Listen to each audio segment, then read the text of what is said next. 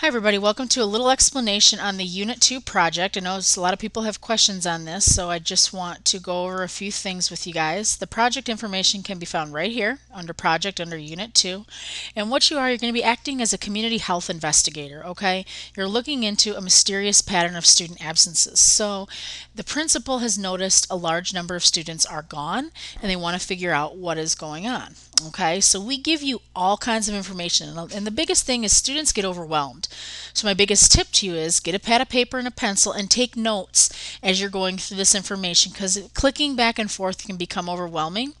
So you just want to take notes on any pertinent information you may find. So you can start by clicking on web resources and look through all we have to offer. We have a memo from the prince and letters from the principal just explaining the issue at hand. We have the school district's website, which you are able to access attendance data. So this is where you can click on attendance data, and a lot of people get overwhelmed here. Don't get overwhelmed, okay? It's a lot of numbers, but we just trying to get you to find trends, okay? So look at the trends. Just glance over these. Are there any numbers popping out at you, okay, that don't look the same? And if you do, what date are they on? What classes are they in? What schools are they from? So that's the information you want to kind of take away from this, okay?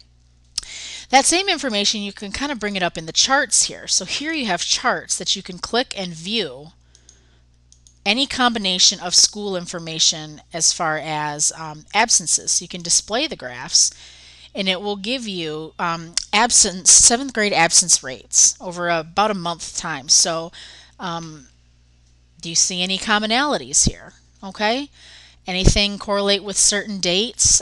So that's something to keep in mind. Again, if you go back to the charts, you can also change them.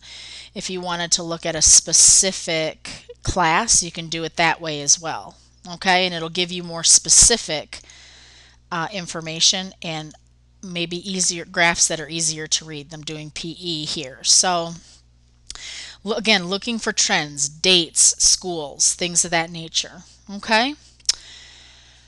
We also have restaurant inspections, so violations that have been noted for local diners, information from the director, announcements, and here they're talking about the West Nile virus, cholesterol screening reminders, and things of that nature. So we give you other information here that you should jot down important stuff that might lead you to that common figuring out what is going on. So we also give you calendars that you can look at. So we give you a couple calendars for the different schools, and again, are there any commonalities? Are any kids in the same location at the same time, or what do you see from these calendars? We also give interviews, which are interviews with parents of kids who were sick. So the reason, the symptoms, again, what are the trends? Okay? And once you get all this information jotted down, we want you to write it up in a paper. Number one, is there a common reason for the absences? So based on everything you learn, why are these kids out of school? Okay? And then number two, you want to come up with two different hypotheses as to why, that could have caused the reason for the absences. So use all the information that you gathered, the restaurant inspections, the announcements, the calendars, all that you jotted down, come up with two different reasons or hypotheses as to why the kids were sick, and you got to support it. You can't just say it, you got to support it. This is my hypothesis and this is why I think this, okay? You want to come up with 6 testable questions next. And testable questions are questions that if you were to ask those questions, the answer would lead you closer towards proving or disproving that hypothesis. So make sure your testable questions are directly related to your hypotheses, okay? Very important. Now, number 4 is a little bit different. People get confused here that it's not really related, but what we want you to do is tell us, is this hypothesis suitable? Okay, no, it doesn't go with the rest of it, but what we're wanting you to get at is first define a hypothesis. What is a hypothesis? What makes up an adequate hypothesis?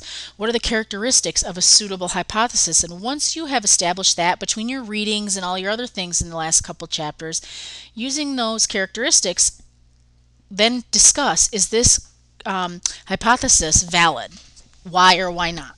Okay, so just a little side practice for you. If you have any questions, be sure to let your professor know and we will help you through it. But don't get overwhelmed. Take notes, go through it all slowly, and you'll be just fine.